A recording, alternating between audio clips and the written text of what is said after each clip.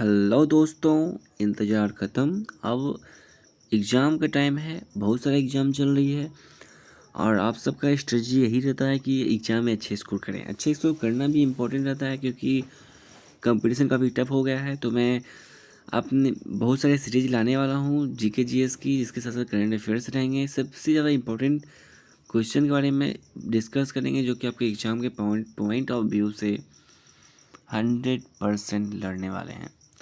चलिए तो फिर स्टार्ट करते हैं हम आज का वीडियो। हमारा पहला क्वेश्चन है हिस्ट्री से है। एशियन हिस्ट्री से भी क्वेश्चन एक या दो एग्जाम में बनते हैं, तो सबसे ज़्यादा इंपॉर्टेंट से क्वेश्चन लाया हूँ। ध्यान से देखिएगा, कंटिन्यू हमारे चैनल में बने रहिएगा ताकि आप एग्जाम में अच्छे स्कोर कर सकें। इतिहास का पिता किसे माना जाता है? तो हेरोडोटस को हिस्ट्री के फादर ऑफ हिस्ट्री कहते हैं। अब आते हैं नवपाषाण काल, पुरापाषाण काल, मध्यपाषाण काल। ये जो कि आपका स्टोन एज जो समय था उसी से क्वेश्चन है। इसमें से एग्जाम में लोग कंफ्यूज कर जाते हैं कौन सा काल है, नवपाषाण काल था, पुरापाषाण काल था, मध्यपाषाण काल था। तो बात करते हैं पहिए का आविष्कार जो हुआ था आपका नवपाषाण काल में हुआ था। ठीक है, नया पाषाण काल, नवपाषाण काल में पहिए का आविष्कार हो गया था। आग का आविष्कार पुरापाषाण काल में हो गया था। पशुपालन का प्रारंभ जो हुआ था आपका मध्यपाषाण काल में हो गया था। तो इस तीनों क्वेश्चन आपको पाषाण काल से है, लेकिन पाषाण में जो अलग अलग पीरियड का क्वेश्चन है ये। पहिए क्या रखिएगा, पहिए का आविष्कार हुआ था नवपाषाण काल में, आग का हुआ था पुरापाषाण काल में, और पशुपालन का जो प्रारंभ हो गया था वो आपका मध्यपाषाण काल में हो गया था। भीमबेटका जो है प्रसिद्ध है, काफ़ी ज़्यादा प्रसिद्ध है भीमबेटका गुफा शैल चित्रों का। और भीमबेटका जो आपका स्थित है रायसेन जिला मध्य प्रदेश में। और भीमबेटका में के गुफाओं में जो है आपको चित्र मिली है, हाथी के, इंसान के चित्र बनाए मिली है। तो ये क्वेश्चन एग्जाम में बार बार पूछे जाते थे हैं। तो भीमबेटका का जो प्रसिद्ध भीमबेटका प्रसिद्ध गुफा है शैल चित्रों हेतु, और भीमबेटका कहाँ स्थित है? रायसेन जिला मध्य प्रदेश में। विश्व का सबसे प्राचीन प्रथम अभिलेख, भारत में अभिलेख का शुरुआत अशोक ने करवाया था, लेकिन विश्व का सबसे प्राचीन प्रथम अभिलेख जो है आपका बोगाज कोई अभिलेख है, जिसको कि हम एशिया माइनर के भी नाम से जानते हैं। मानव ने सर्वप्रथम किस चीज़ का प्रयोग किया था? लोहा से तो बाद में काफ़ी आया था, लेकिन सबसे पहले जो मानव ने प्रयोग करना सीखा था वह तांबा धातु का प्रयोग किया था। सबसे पहले पालतू बनाया गया था कुत्ते को। और सिंधु घाटी सभ्यता का जो काल है वह 2500 हिसाब से पूर्व से लेकर के आपको 750 ईसा पूर्व तक माना जाता है। सिंधु घाटी सभ्यता कैसी सभ्यता थी? तो आर्द्र ऐतिहासिक सभ्यता थी। ऐसा आखिर क्यों है कि ऐसे आर्द्र ऐतिहासिक लिखा जा रहा है? तो आर्द्र ऐतिहासिक उससे काल को कहते हैं जिसकी लिखित प्रमाण तो मिली है लेकिन उसे पढ़ा नहीं जा सका है, जिसके वजह से सिंधु घाटी सभ्यता को जो है आर्द्र ऐतिहासिक कहते हैं। सिंधु सभ्यता प्रसिद्ध क्यों थी? तो सिंधु घाटी सभ्यता जो है ना एक शहर था, ना कि गांव था। बिल्कुल डेवलप था। नाली, पानी निकालने के लिए नाली बनाई गई थी। रोड 90 डिग्री में था। पक्के ईंटे का प्रयोग किया था। तो कहीं से भी आप कह सकते हैं कि ये काफ़ी डेवलप अपने समय में हुआ करती थी। तो सिंधु घाटी सभ्यता प्रसिद्ध थी आपके नगर नियोजन हेतु। सिंधु घाटी सभ्यता की जो लिपि थी, जिससे कि मैंने कहा था लिखावट तो मिला है लेकिन पढ़ा नहीं जा सका है, इसलिए सिंधु घाटी की जो सभ्यता की जो लिपि थी वह भाव चित्रात्मक थी। सिंधु घाटी सभ्यता के लोग व्यवसाय तो करते थे, वो कृषि व्यवसाय करते थे। और हम बात कर लेते हैं सिंधु घाटी सभ्यताओं का मुख्य फसल। सबसे पहले जो इंसानों ने यूज किया था, उपयोग किया था, जौ का किया था। और सिंधु घाटी सभ्यता का जो मुख्य फसल थी जौ और गेहूँ थी। ठीक है, तो हिस्ट्री का क्वेश्चन आज यहीं तक रखते हैं। अब हम दूसरे चैप्टर का क्वेश्चन बात कर लेते हैं, ज्योग्राफी के बारे में। अब आते हैं ज्योग्राफी के क्वेश्चन में। हिमालय जो है, हिमालय से एग्जाम में क्वेश्चन 2 या 3 या फिर ज्योग्राफी से 2-4 क्वेश्चन बन जाते हैं। हिमालय जो है अवसादी चट्टानों से बना है। ठीक है, यानी कि चट्टान अलग अलग होते हैं, अवसादी होते हैं, रूपांतरित होते हैं, आग्नेय चट्टान होते हैं। तो उसमें से हिमालय जो है वो अवसादी चट्टानों से बना है। और हिमालय की लंबाई जो है ना लगभग 2500 किलोमीटर है। काफ़ी ज़्यादा लंबा है, लेकिन विश्व का सबसे लंबा जो है ना पर्वतमाला वो है एंडीज पर्वतमाला। हमें कमेंट करके बताएं कि एंडीज पर्वतमाला जो कि विश्व की सबसे लंबी पर्वत श्रेणी है वो किस महादेश में स्थित है। हिमालय की लंबाई अगर आपको एग्जाम में पूछ ले तो आपको बताना है कि हिमालय की जो लंबाई है वो 2500 किलोमीटर है। हिमालय एक नवीन या बलित पर्वत है। जैसे कि भारत में सबसे पुरानी जो पर्वत है वो अरावली है, और विश्व की भी सबसे पुरानी पर्वत श्रेणी में से आती है आपका अरावली। तो हिमालय जो है एक बलित पर्वत है। बलित पर्वत कहते हैं नया पर्वत, नवीन है वो, अभी भी उसका वृद्धि चालू है। तो हिमालय जो है एक नवीन बलित पर्वत है। उसका जो है हिमालय का जो निर्माण हुआ था वो किस तरह से हुआ था, तो हिमालय का जो निर्माण हुआ था वह तैतीस सागर, प्राचीन में एक सागर हुआ करता था, तैतीस सागर का निरीक्षण से जो है आपका हिमालय का निर्माण हुआ था। हम लोग हिस्ट्री का अगर बाद में आपका क्लास लेंगे डिटेल में, तो हम बताएंगे कि आगे तैतीस सागर था कहाँ पे, आखिर तैतीस सागर कहाँ बहा करता था, हिमालय की उत्पत्ति कैसे हुई थी, सभी जो है चीज़ों को मैं डिटेल वीडियो लाने वाला हूँ। अभी एग्जाम के पॉइंट ऑफ व्यू से इंपॉर्टेंट क्वेश्चन के बारे में हम बात कर रहे हैं। उत्तर के पर्वतीय क्षेत्रों को 4 समांतर पर्वत श्रेणी में बांटा गया है। तो हिमालय को जो है ना 4 समांतर श्रेणी में बांटा गया है। उसके आसपास के पर्वतों को सबसे ज़्यादा हम बात कर लेते हैं। सबसे ज़्यादा जो उत्तर जो श्रेणी में है, यानी कि पर्वत की श्रेणी जो है लगी हुई है, 4 श्रेणी लगी हुई है लगभग, ठीक है। उसमें सबसे उत्तर वाला जो श्रेणी है उसे हम कहते हैं ट्रांस हिमालय, फिर जो कि तिब्बत वाले क्षेत्र में है, जिसे कि चीन ने ऑक्यूपाई कर लिया है। तो सबसे उत्तर वाली जो पर्वत है उसे जो कि कहते हैं ट्रांस हिमालय। उसके बाद जो है सबसे ऊंची जो जिसमें चोटियां पाई जाती है उसे कहते हैं हिमाद्री या महान हिमालय। उसके नीचे वाला कहते हैं हम लघु या मध्य हिमालय, और सबसे नीचे वाले को कहते हैं हम शिवालिक या भी पहाड़ी हिमालय भी कहते हैं, या फिर इसे हम हिमालय पद भी कहते हैं, यानी कि हिमालय का चरण भी कहते हैं, जो कि सबसे नीचे स्थित है। आपको ये याद रखना है, अलग अलग श्रेणी में जो है सबसे ऊंची जो श्रेणी पाई जाती है वह पाई जाती है आपका हिमाद्री यानी महान हिमालय में। विश्व की सबसे जो ऊंची चोटी या फिर भारत की सबसे ऊंची चोटी यानी अलग अलग चोटियाँ जो है वो सभी हिमाद्री या महान हिमालय में स्थित है।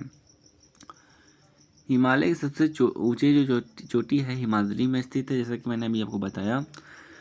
भारत का सर्वोच्च शिखर, ये शिखर के बारे में बात कर रहा है, तो भारत की जो है सर्वोच्च शिखर इसका नाम है कंचनजंगा, वो सिक्किम में स्थित है, और इसकी जो ऊंचाई है लगभग 8,598 मीटर, जो कि हिमाद्री यानी कि सर्वोच्च हिमालय महान हिमालय में स्थित है।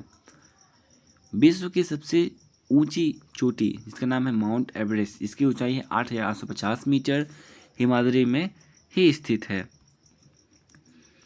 माउंट एवरेस्ट को जो है नेपाल में हम कहते हैं सागरमाथा, और तिब्बत में कहते हैं चोमोलुंगमा, यानी अलग अलग जो है इसे नाम दे दिया गया है। भारत में कहते हैं हिमालय, नेपाल में कहते हैं सागरमाथा, और तिब्बत में कहते हैं चोमोलुंगमा माउंट एवरेस्ट को, ठीक है, जो कि सबसे ऊंची चोटी है जिसकी ऊंचाई 8,850 मीटर है। भारत में कहते हैं माउंट एवरेस्ट, विश्व में भी इसको कहते हैं माउंट एवरेस्ट, नेपाल में कहते हैं सागरमाथा, और तिब्बत में कहते हैं चोमोलुंगमा कहा जाता है। ट्रांस हिमालय महान हिमालय के उत्तर में है, जैसा कि मैंने अभी आपको बताया। अलग अलग श्रेणी है जो कि समांतर रूप से खड़ी है। सबसे ऊंची जो है आपकी महान हिमालय में स्थित है, और इसे जो है इसमें ही एक ट्रांस हिमालय जो है सबसे उत्तर में स्थित है, जो कि तिब्बत वाले क्षेत्र में स्थित है। काराकोरम लद्दाख, जास्कर, कैलाश पर्वत श्रेणियाँ, ये सभी जो श्रेणी है वो ट्रांस हिमालय में पाई जाती है।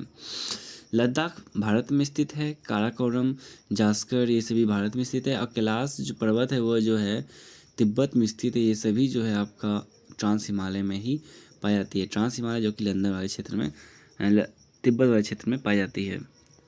भारत की सबसे ऊंची चोटी K2 या गार्डबिन है, जो कि काराकोरम श्रेणी में स्थित है। ट्रांस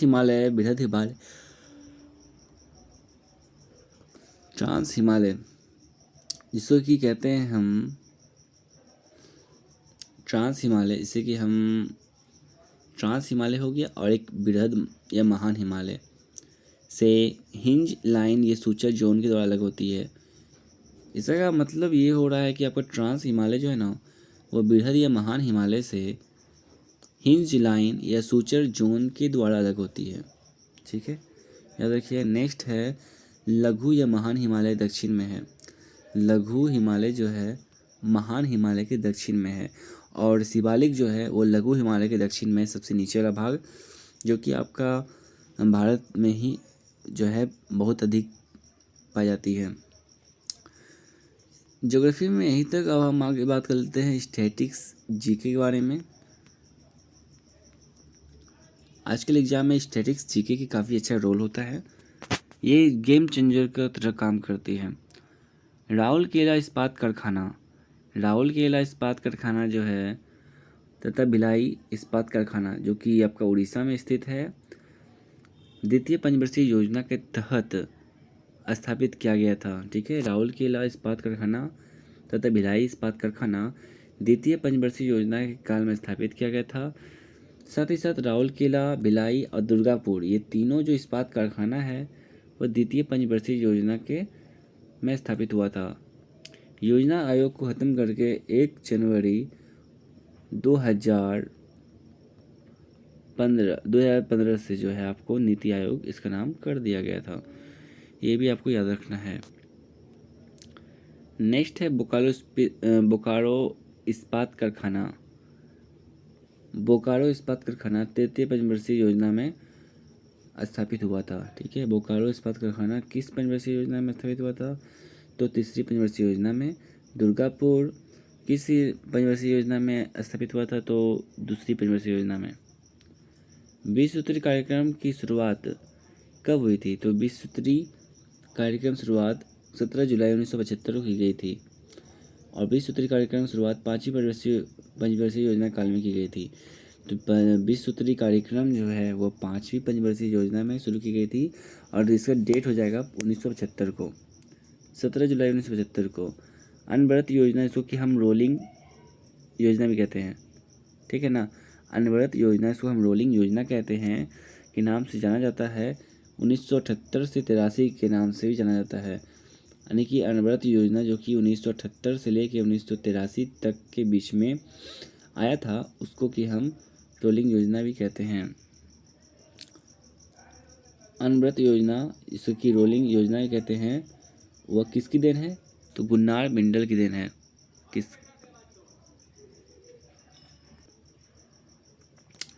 अनवरत योजना किसकी देन है? तो गुन्नार मिंडल की देन है। IRDP या फिर NRIP या फिर ट्राइसेम, IRDP, NRIP, ट्राइसेम आदि कार्यक्रम छठी पंचवर्षीय योजना चलाया गया था। भारत में बेरोजगारी का जो स्वरूप है वह संरचनात्मक है। विश्व बैंक की स्थापना 1945 में की गई थी। इसका मुख्यालय जो है वाशिंगटन DC में स्थित है। सांकेतिक मुद्रा का चलन किसने किया था? तो भारत में सांकेतिक मुद्रा चलन मोहम्मद बिन तुगलक ने किया था। किस गैस का द्रव में परिवर्तन संग्रहण कहलाता है? तो किसी भी गैस का द्रव में परिवर्तन संग्रहण कहलाता है। और सूर्य का जो रोशनी है वो पृथ्वी तक विकिरण के द्वारा पहुंचती है। बैंक ऑफ इंडिया भारत की सबसे बड़ी व्यापारिक बैंक SBI यानी कि बैंक ऑफ इंडिया, और भारत की जो बैंक है SBI, वह इसका सबसे अधिक ब्रांच जो है वर्ल्ड में सबसे अधिक ब्रांच किस बैंक का है? तो SBI का ही है। अब हम बात करते हैं अगले बैंक, इसका नाम औद्योगिक विकास बैंक यानी कि IDBI, industrial development bank of India की स्थापना जुलाई 1964 में की गई थी। यानी कि औद्योगिक विकास बैंक की स्थापना जुलाई 1964 में की गई थी। आज के हम टॉप करंट अफेयर के बारे में बात कर लेते हैं। सबसे ज़्यादा इम्पोर्टेंट करंट अफेयर के बारे में बात कर लेते हैं। लगभग 10 करंट अफेयर हैं, जो कि सबसे ज़्यादा इम्पोर्टेंट करंट अफेयर को ही मैंने चुन के लिखा है आप सभी के लिए। ज़रूर देखिएगा, इसमें से आपके एग्ज़ाम में क्वेश्चन जरूर बनेंगे। पहला है आपका केंद्रीय मत्स्य पालन मंत्री। केंद्रीय मत्स्य पालन मंत्री कौन है? गिरिराज सिंह। ठीक है, ये इसका जो निर्वाचन क्षेत्र है वह बिहार के बेगूसराय से है। तो केंद्रीय मत्स्य पालन मंत्री गिरिराज सिंह ने गोवा को मत्स्य पालन केंद्र बनाने हेतु 400 करोड़ का निवेश की घोषणा की है। तो गोवा में मत्स्य पालन केंद्र बनाने हेतु गिरिराज सिंह ने कितने रुपए की निवेश की घोषणा की है? 400 करोड़ रुपए। यूपी सरकार ने एक बहुत बड़ी कदम उठाई है। कदम क्या है? तो जमीन धोखाधड़ी रोकने के लिए हर जमीन का 16 अंक यूनिक आईडी नंबर जारी किया गया है। तो जमीन विवाद में होता है, बहुत सारा धोखाधड़ी होता है, तो इसी को रोकने के लिए यूपी सरकार ने एक बहुत बड़ी कदम उठाई है और 16 अंक का हर एक ज़मीन को आईडी नंबर दिया जाएगा प्रत्येक ज़मीन को। आधार कार्ड में भी 16 अंक का ही डिजिट होता है, ये भी आपको याद रखना है।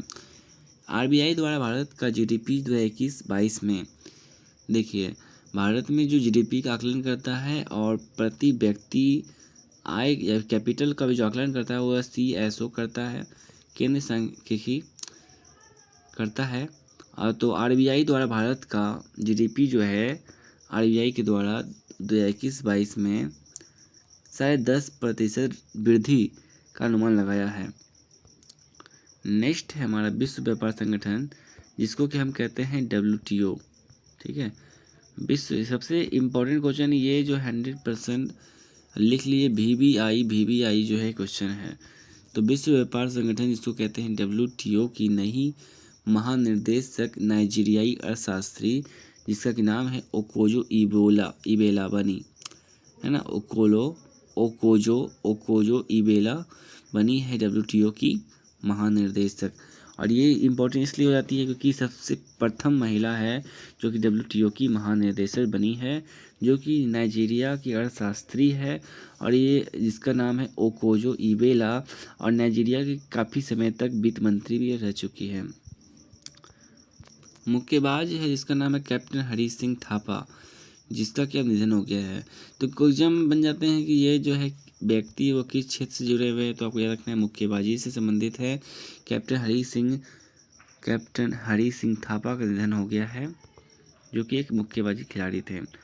उड़ीसा की महिला वन अधिकारी, अब ये भी सबसे ज़्यादा इम्पोर्टेंट है। उड़ीसा की जो है महिला वन अधिकारी, इसका नाम है सस्मिता लेका, को संयुक्त राष्ट्र के एशिया पर्यावरण परिवर्तन पुरस्कार से सम्मानित किया गया है। तो संयुक्त राष्ट्र के एशिया पर्यावरण परिवर्तन पुरस्कार से सम्मानित इस बार किया गया है उड़ीसा की महिला वन अधिकारी सस्मिता लेका को। डेनमार्क उत्तरी सागर में बनाएगा दुनिया का पहला ऊर्जा द्वीप। तो डेनमार्क ने बहुत ही ज़्यादा इम्पोर्टेंट कदम उठाया है और ये भी दुनिया का पहला है, तो पहला चीज़ बनने का संभावना 100% होता है। तो डेनमार्क जो है उत्तरी सागर में, डेनमार्क जो है जो कि एक यूरोपियन देश है, डेनमार्क ने उत्तरी सागर में दुनिया का पहला ऊर्जा द्वीप बनाएगा। केंद्र सरकार ने अन्य पिछड़ा वर्ग OBC के उप श्रेणीकरण पर रिपोर्ट प्रस्तुत करने के लिए रोहिणी आयोग का कार्यकाल को 31 जुलाई 2021 तक बढ़ा दिया है। अब देखिए रोहिणी आयोग जो है किससे संबंधित है, वो OBC से संबंधित है। क्वेश्चन बन सकता है एग्जाम में। तो यह जो है केंद्र सरकार ने अन्य पिछड़ा वर्ग के उप श्रेणीकरण पर रिपोर्ट प्रस्तुत करने के लिए रोहिणी आयोग के कार्यकाल को 31 जुलाई 2021 तक बढ़ा दिया गया है। इसका गठन 2017 में A340 के तहत हुआ है।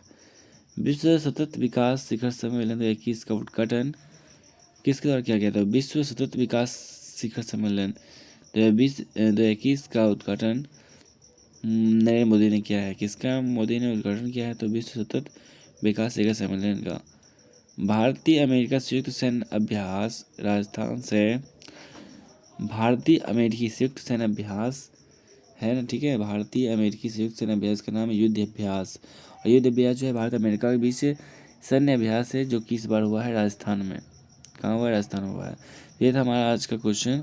हमें बताइए कि आपको कैसा लगा। अगर आपको अच्छा लगा तो हमें बताइएगा, तो मैं इसी तरह के और भी वीडियो लेकर आऊँगा और डिटेल वीडियो भी मैं जल्दी ही लाने वाला हूँ, जो कि अच्छे से हर एक टॉपिक समझाऊंगा, ताकि आप 100% समझ पाओगे उस टॉपिक को, अच्छे से एग्जाम में स्कोर कर पाओगे।